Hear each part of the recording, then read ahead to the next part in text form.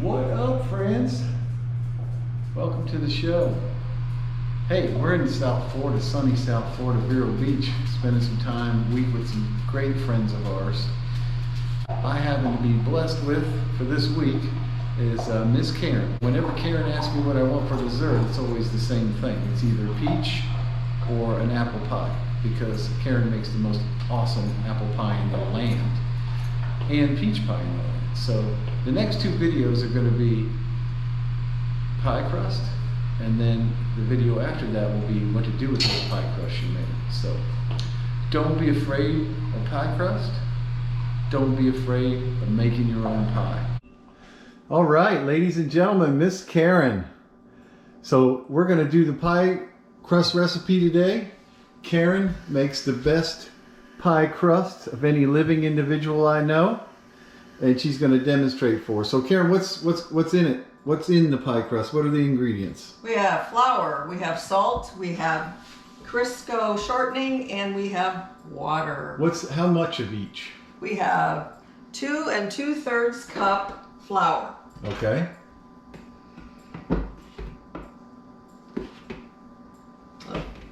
Just get some in there. Don't shake it down, just put a knife across the top so you get an even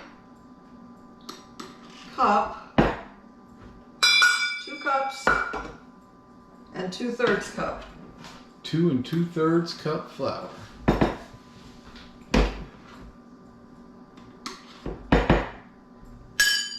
We have a teaspoon of salt. Teaspoon of salt. Don't really want to fill the teaspoon measure over the bowl because you might get way too much. Today we're working in a little bit of a confined space. So I mix up the salt and the flour. Now I'm going to add my chill shortening. So we got Crisco that's been chilling in the refrigerator for what, 45 minutes? At least. At least. And how much shortening? We have a cup for this recipe. I like to use the sticks because they're pre-measured.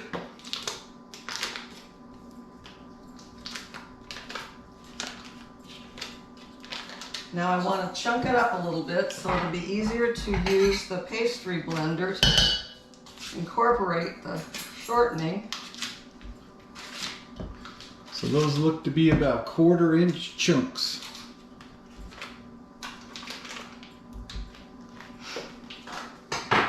Now, this is my trusty pastry blender. If you don't have one, you can use A big fork. big forks, 2 forks, but I've always used the pastry blender. This takes a little while to get it incorporated. You want to end up with about pea-sized balls of Mixture. the mixture. Pea-sized balls of mixture. Got it.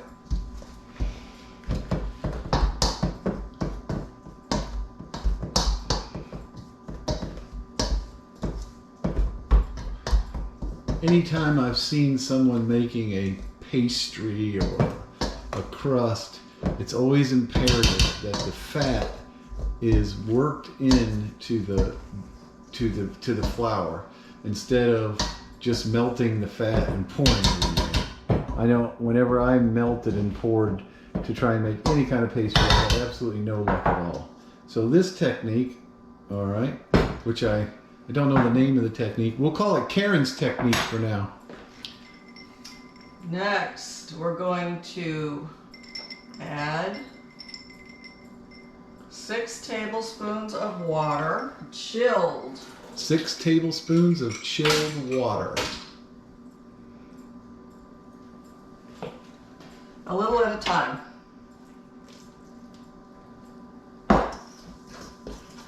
Stirring with a fork.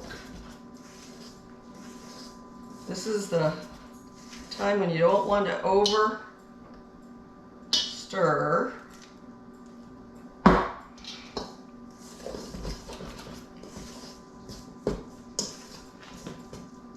pretzel balls are getting bigger. Everything's coming together.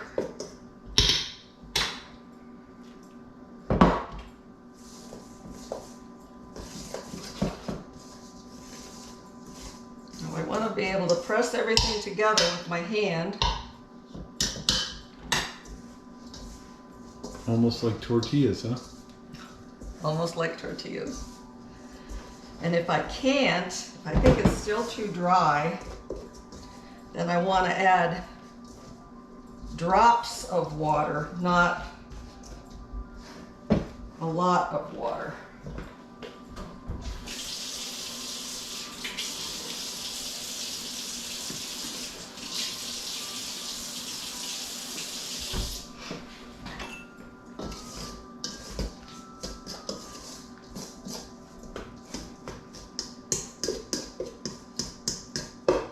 Once you do it a few times, you'll get the hang of what it's supposed to feel like.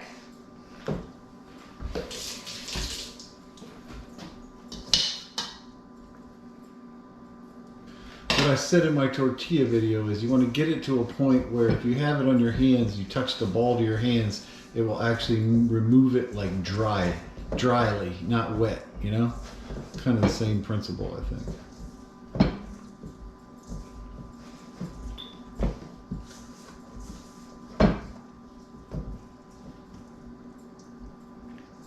The fun part.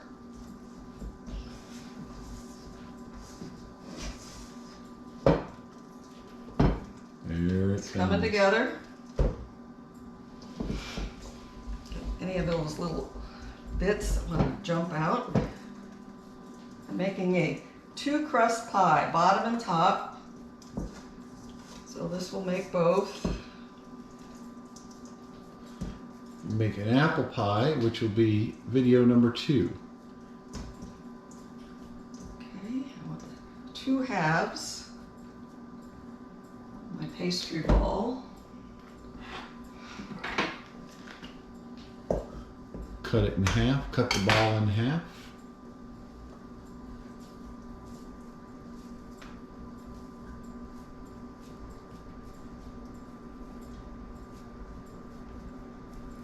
And then I'm going to chill them for about 30 minutes. 30 minutes in the fridge.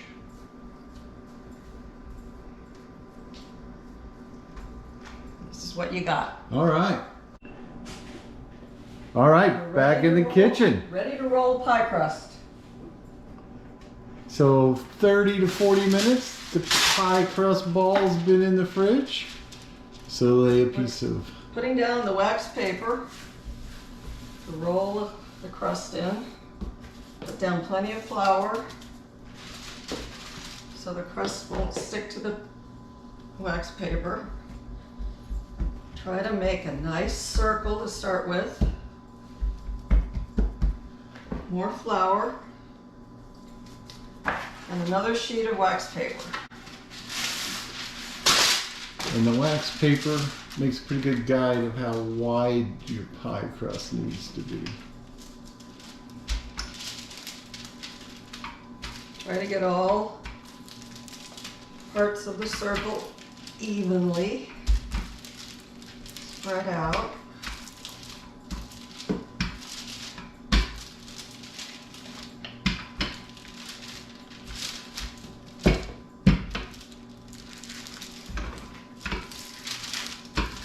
You want it to be as thin as possible to fit, and it fits in the pan, but you don't want to roll it so thin that everything breaks when you put it in the pan.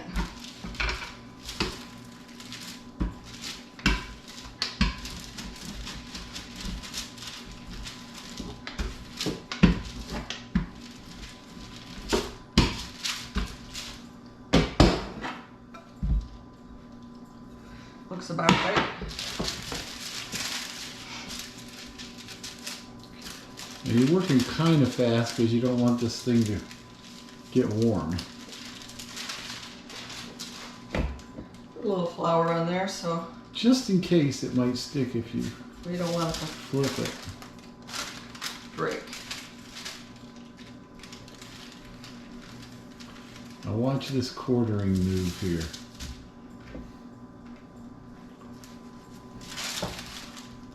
Quarter. Hold.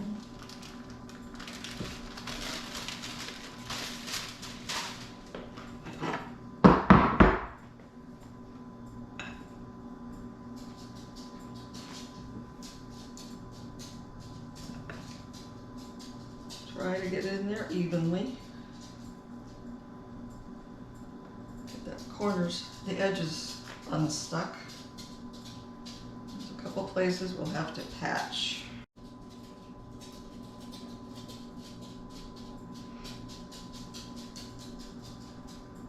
I never said it would be pretty. That's what my mother said.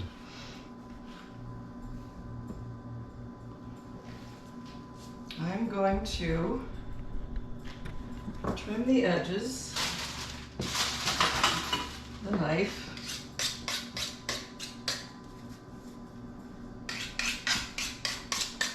Now I need to use the leftover pieces.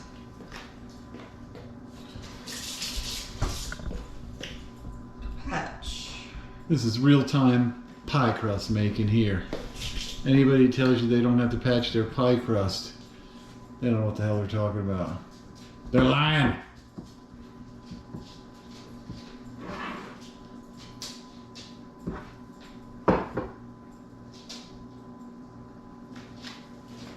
A little water will make the doughs stick together.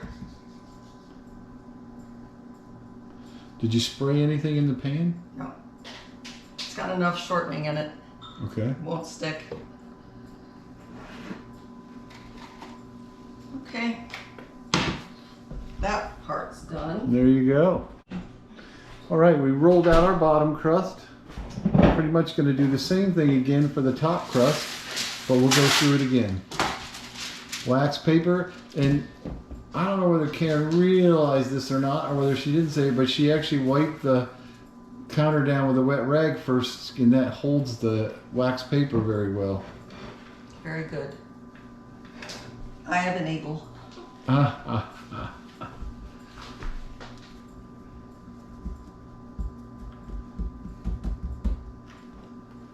Flour on the wax paper, flour on the top of the pastry dough, another piece of wax paper. Roll, roll, roll.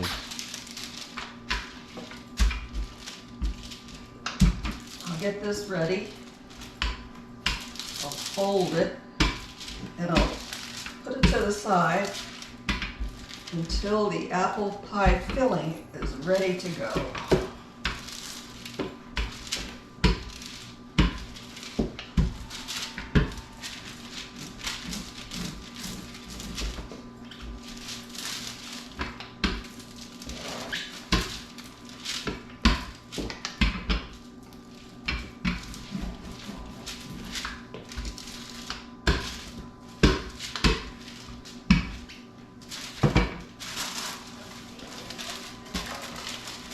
Okay. I'd just like to take a minute and thank my fans who follow me everywhere I go. Always there by me, supporting me all the way. Thanks, guys. Hey, wait. And there you go. Ready for the apple pie, which is going to be video number 2. Hey, please like and subscribe. Appreciate it very much. Means a lot to us. Y'all have a good one.